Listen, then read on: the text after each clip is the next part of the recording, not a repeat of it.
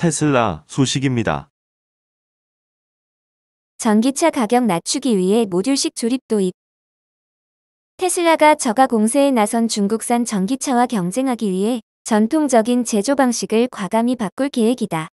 블룸버그는 테슬라가 선형으로 움직이는 컨베이어 벨트에 따라 자동차를 조립하는 전통적인 방식을 버리고 각각의 분리된 영역에서 자동차의 각 부분을 따로 만든 다음에 한꺼번에 조립하는 모듈 방식의 제조 공정을 도입할 계획이라고 보도했다. 현재 대부분의 자동차 제조사들은 약 100년 헨리 포드가 세계 최초로 자동차 대량 양산에 성공한 모델 D의 제조 방식인 컨베이어 벨트 방식을 채택하고 있다. 반면 테슬라가 제시한 언박스드 공정은 자동차를 몇 개의 구획으로 나누고 각 구획별로 움직이지 않는 각각의 장소에서 담당 인력들이 일정 단계까지 조립한다. 이후 구획별 파츠를 한데 모아 한꺼번에 조립하는 것으로 블록형 장난감과 유사한 조립 방식이다. 테슬라는 이 새로운 언박스드 방식이 성공적으로 도입되면 전기차 제조에 필요한 전체 면적이 40% 감소하고 전기차 생산 비용도 최대 50%까지 줄일 수 있다고 주장했다. 앞서 이 제조 방식은 지난 1월 일론 머스크 테슬라 최고 경영자가 회사 실적 발표 현장에서 언급한 바 있다. 블룸버그는 테슬라의 이러한 혁신이 성공할 경우 머스크 CEO가 줄곧 주장해온 25,000달러짜리 전기차 출시가 가능해질 것이며 저렴한 가격대를 앞세운 중국산 전기차와 경쟁할 수 있을 것이라고 분석했다. 또 이러한 혁신이 지금껏 28%나 하락한 테슬라의 주가에도 긍정적인 영향을 줄 수 있다고 덧붙였다. 테슬라가 자동차 제조 방식의 변화를 모색한 것은 이번이 처음은 아니다. 앞서 테슬라는 차체를 구성하는 주요 프레임을 여러 개로 나누어 찍어내고 용접으로 이어 붙이는 기존 방식 대신 차체의 대부분을 초대형 장비로 한 번에 찍어내는 기가 캐스팅 방식을 최초로 제창하고 성공적으로 도입한 바 있다. 한편 블룸버그는 테슬라의 새로운 모듈식 제조 공정의 효율성이 아직 검증되지 않았으며 도입되더라도 실제 제조 비용 절감 효과는 최대 50%가 아닌 33% 선에 그칠 것으로 예측했다.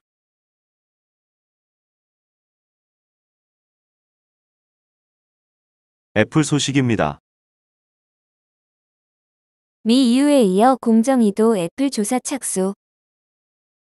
애플의 시장 독점 혐의를 두고 조사와 소송이 이어지는 가운데 한국 또한 관련 조사에 착수하면서 국내 플랫폼 업계가 긴장하고 있다.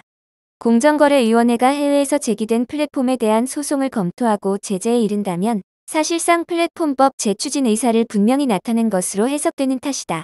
이일 공정위는 미국 법무부가 애플을 상대로 제기한 반독점법 위반 소송 소장을 받아 한국에서도 혐의를 적용할 수 있는지 법리 검토를 시작했다.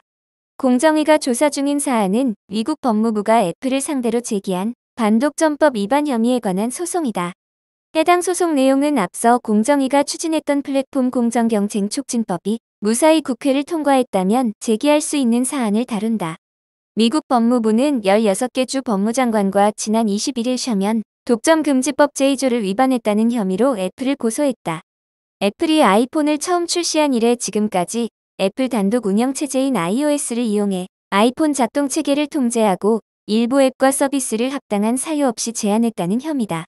애플의 천문학적인 수준의 서비스 수수료 수익이 여기서 근거한다.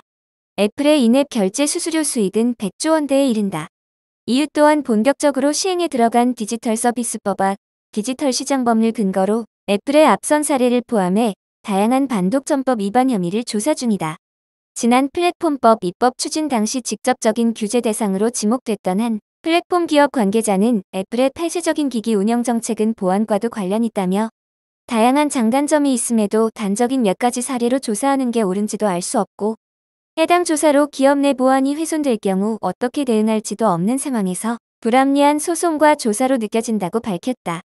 전날 있었던 한기정 공정거래위원회 위원장의 발언도 주목받고 있다. 한 위원장은 전날 서울 대한상회에서 열린 공정거래의 날 기념식에 참석해 디지털 환경에 맞는 거래 질서를 조성하고 새로운 유형의 소비자 피해를 예방하는 것은 전 세계 경쟁 당국의 새로운 목표라며 플랫폼의 반칙 행위와 소비자 기만 행위에 대한 감시는 국내의 기업 간 차별 없이 이뤄질 것이라고 밝혔다.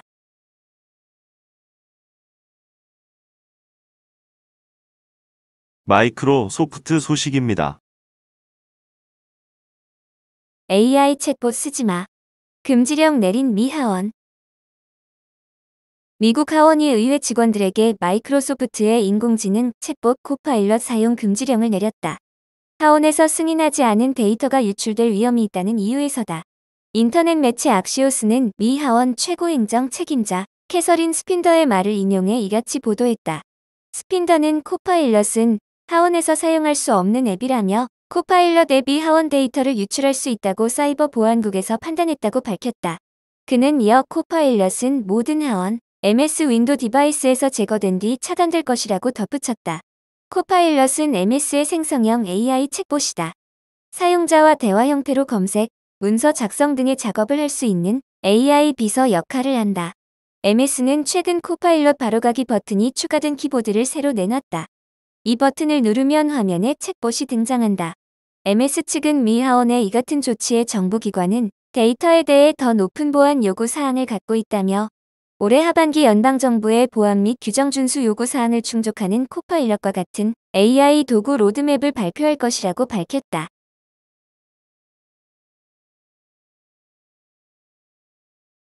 아마존 소식입니다. 엔스로픽에 3조 7천억 원 추가 투자.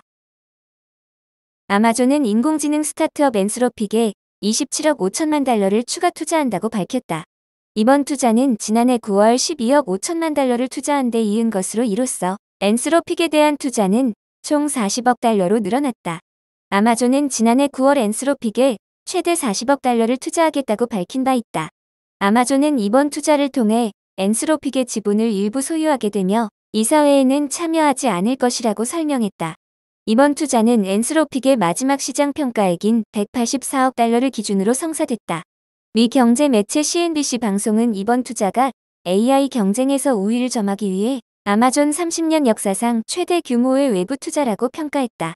엔스로픽은 오픈 AI의 창립자 그룹 일원이었던 다니엘라와 다리오 에머데이 남매가 2021년 설립한 AI 스타트업이다.